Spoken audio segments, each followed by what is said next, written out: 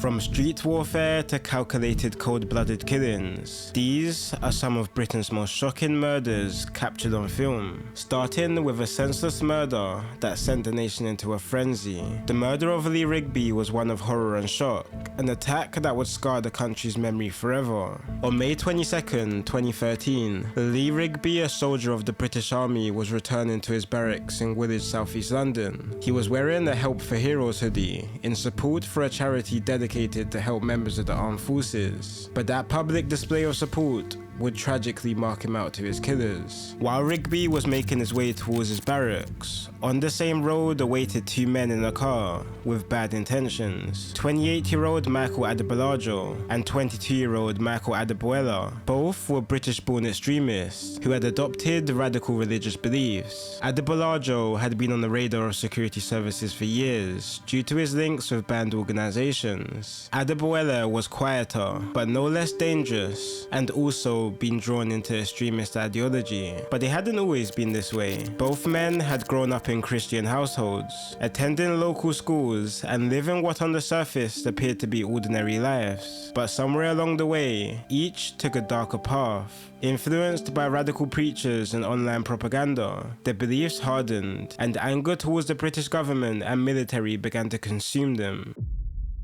As Lee Rigby walked along Artillery Place towards his barracks, both men saw the moment they had been waiting for. They started their car and accelerated. In seconds, the vehicle mounted the pavement, striking Lee from behind and throwing him to the ground. Dazed and injured, he was unable to defend himself as the men leapt from their car, armed with knives and a meat cleaver. What followed was a frenzied assault in broad daylight.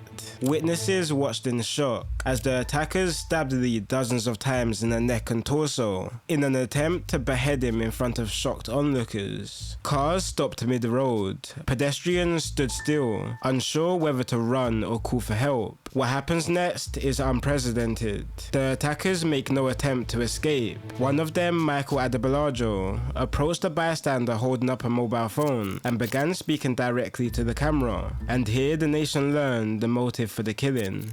We must fight them as they fight us, an eye for an eye and a tooth for a tooth. I apologize that women had to witness this today, but in our lands, our women have to see the same.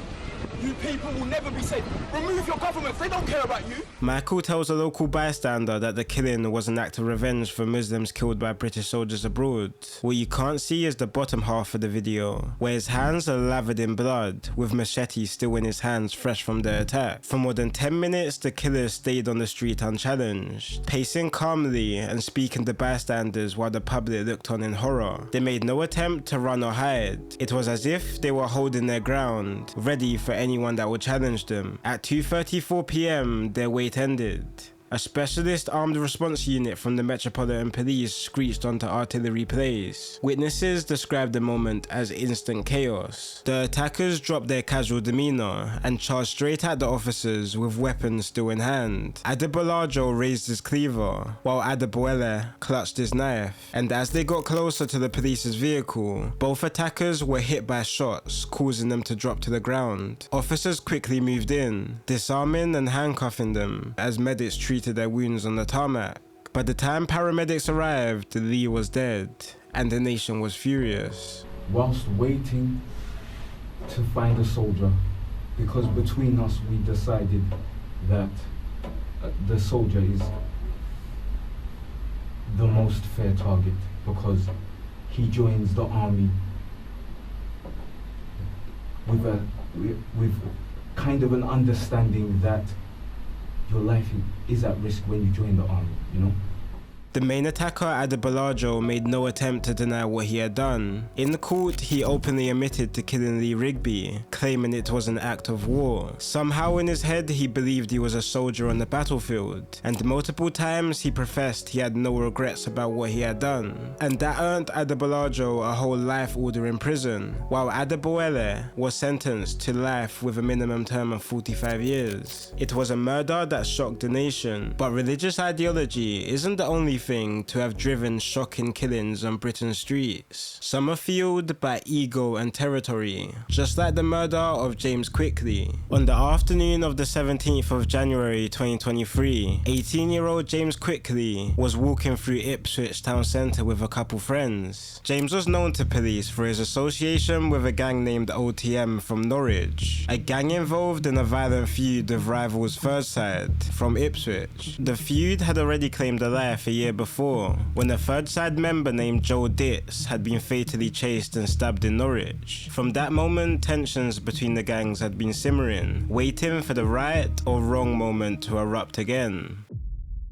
Alongside a few friends, James made the hour journey from Norwich to Ipswich and began walking around the town centre despite him having issues with neighbouring gangs. Word of their presence in the town spread fast, and within minutes, OTM gang members Alfie Hammett and Joshua Howe were spotted leaving their houses in big jackets and masks to hide their faces. But what cameras don't catch are their large machetes, which they both had concealed under their clothing. Once together, they prowled the high street, circling back and forth like men on a hunt. As James appears in the line of sight, Hammett wastes no time. He breaks into a sprint, pulling the machete from under his jacket. Howe moves in parallel, quickly angling towards James's friend with his machete already in hand. In just seconds, Hammett reaches James and drives his blade multiple times into him, as James stumbles back, desperately trying to escape. Eager to join in on the action, Joshua Howe chases one of James's friends into a nearby clothing store, only to stop midway, turn around and retreat back to the street. CCTV then catches Hammett running out of the town centre towards his house, but he gets a little too comfortable on his route back.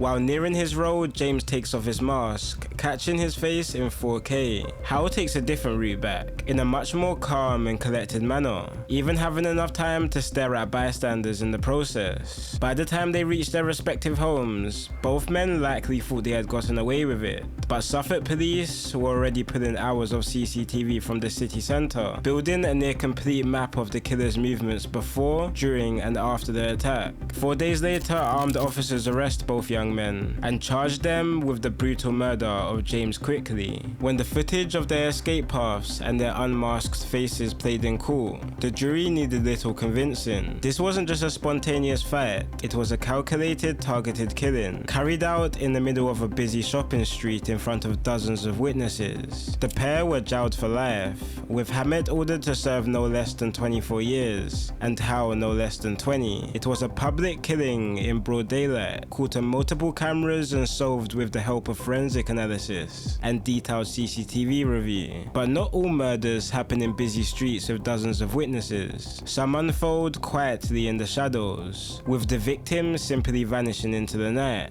And that's exactly what happened to Lorraine Cox. Lorraine Cox wasn't part of any gang or violent feud. She was a 32-year-old woman, described by her family as the heartbeat of their lives. On the night of the 1st of September 2020, Lorraine had been out drinking with her friends in Exeter, before deciding to walk home alone in the early hours. She wasn't far from home, but unfortunately she wouldn't complete the trip. Her path crossed with 24-year-old Azam Magori, a man she had never met in her life. Mangori, an asylum seeker from Iraq, was living above a kebab shop on Sidwell Street, but this night the kebab shop flat would become the scene of an unthinkable crime. For around 10 minutes, Azam stalks Lorraine through the quiet streets of Exeter. Sensing his presence, she veered to the left, hoping to change course. But it quickly became clear that him following her was no coincidence. As she turns, Azam grabs hold of Lorraine and begins leading her back through the town with a firm grip on her shoulders. At one point, she is spotted struggling with Azam, but he quickly manages to overpower and continues walking with her by his side. They are heading towards Azam's flat, where it is thought that Azam kills her as soon as they arrive. Detectives manage to retrace Lorraine's final steps using CCTV. They followed her movements through the city, leading right to Azam's front door, with no footage of her leaving. In the days following the murder. Footage emerges of Azam walking the streets with a large, heavy rucksack, making multiple trips to local shops for bin liners, tape, and other items used to conceal her remains. And when police raid his flat, they make a horrific discovery: Lorraine's dismembered remains hidden in bin bags. His internet history told its own story, filled with searches of mutilation and body disposal. Yet despite the evidence, Azam Mangori denies murder. After a 4-week trial, Mangori was found guilty of the senseless murder of Lorraine Cox and sentenced to life in prison with a minimum term of 20 years. These are murders that shocked Britain, not only for their brutality, but because we saw them unfold.